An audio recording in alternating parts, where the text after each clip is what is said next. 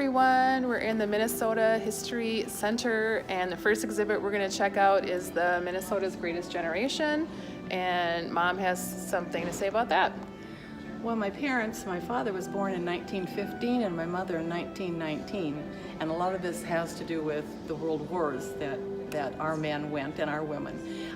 But Dad spent 4.5 years away from home during the Second World War, and he was all over the world with the engineers.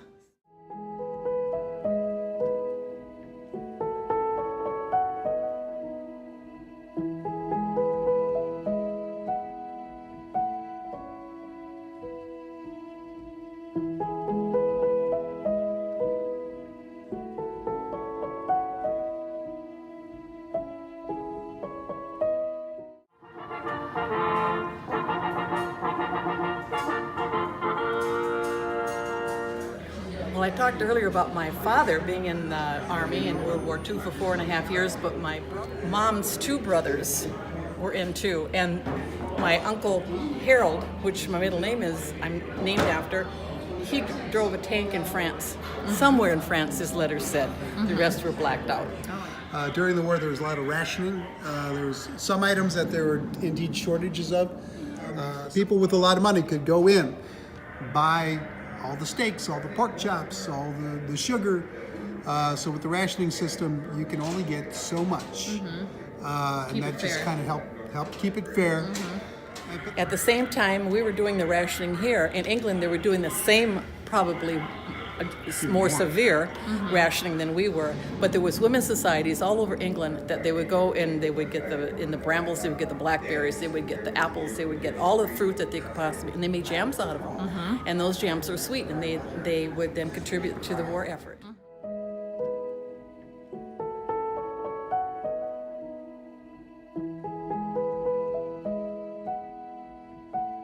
Husbands got home. We thought that was a big deal, all us women going to work in the mines. All the men were all gone.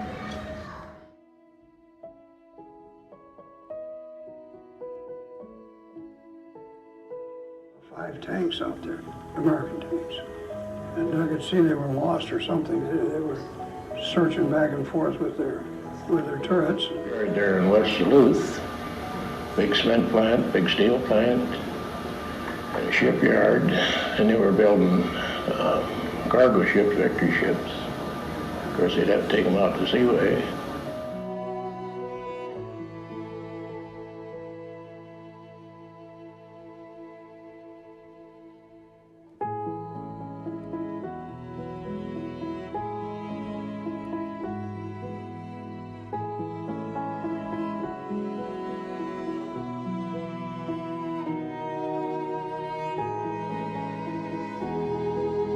Yeah, and a veteran is going to come in here and give us a whole introduction to what we're going to be seeing.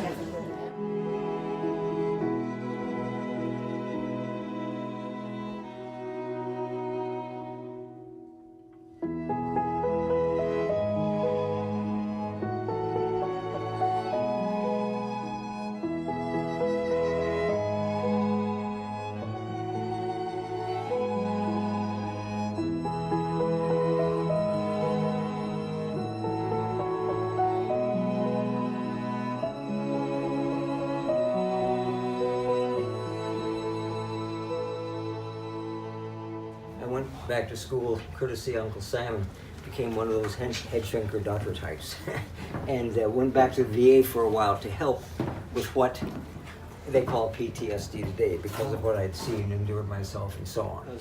Someday we've got to find a way to settle differences in a different way, because war, after all, is one of the most horrible, useless kinds of destructive things we engage in. But don't misunderstand, that doesn't mean that World War II was not morally justified. If there ever was a war that was justified, it's that one. And what I'm talking about is it took one form of evil and suffering to overcome an even greater one that was threatening to take over at this point. Okay, now, my main concern is with the suffering of the people involved in this thing, in every conflict, actually. And that's one thing I'll be pinpointing here. And they even call this must be hell.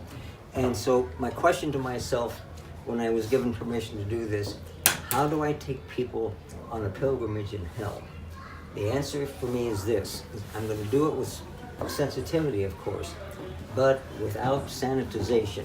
Because if you don't know what the real horror is for some people in close combat, in war, we may never be motivated to maybe find a different way to solve things between people, okay? Now, we're talking about the night before the Dawn invasion, June 6, 1944, Normandy. People were flown, the paratroopers were flown across the channel. I'm going to tell you briefly what you're going to experience. It's a true story. People you are hearing are not actors, they are involved.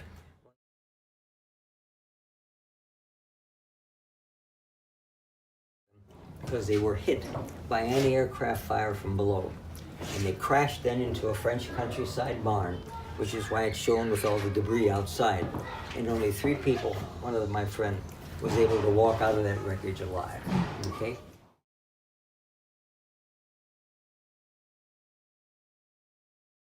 And the suicide rate is anywhere between 20 to 25 for the past decade.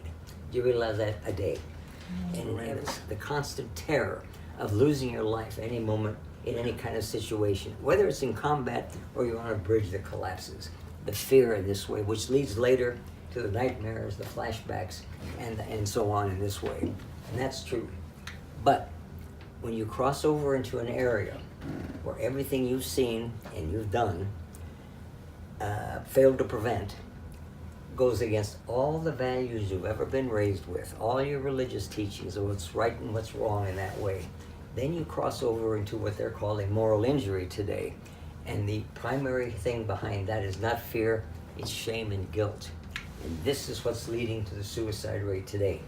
We had no problem then calling in priests, ministers, rabbis, medicine men, whoever was the spiritual influence for that person, because it is a spiritual issue for those people.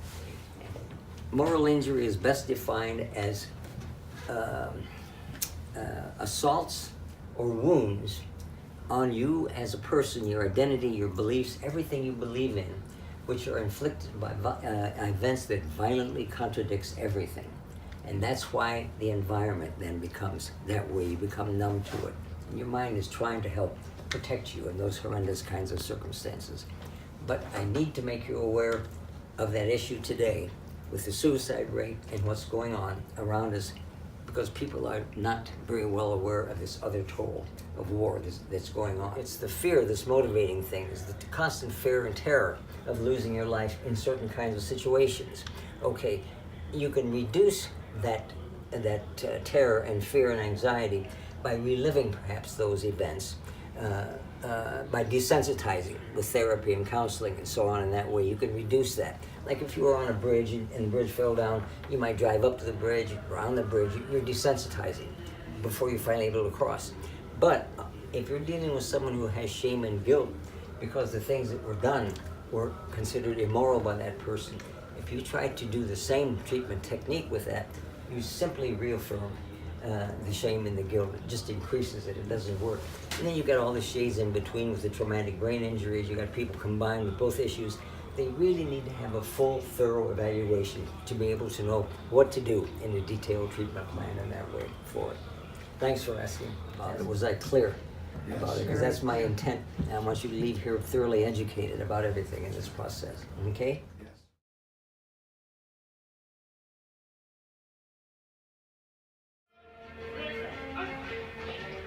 I got off the bus at Fort Benning, Georgia, and I'm trudging on down the road with my barracks bag on my shoulder, and I heard this aircraft coming up on my right.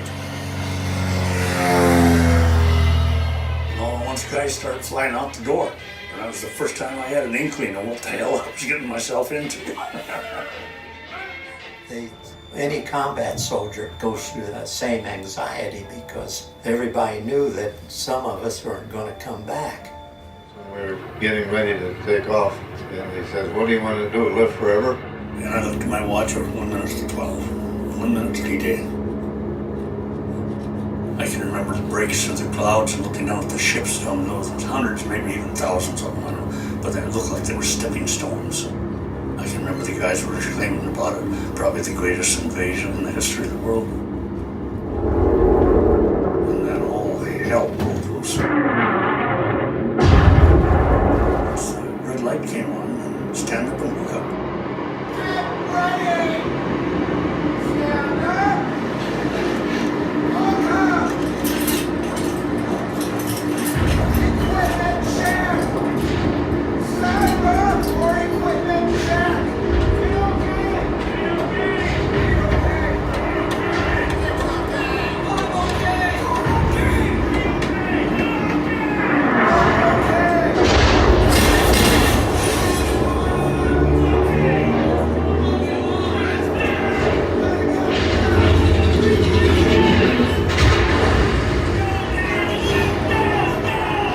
Our one motor was on fire, and the guys in the plane were praying and dropping over dead. Our plane was going down, and there were bodies all over the floor.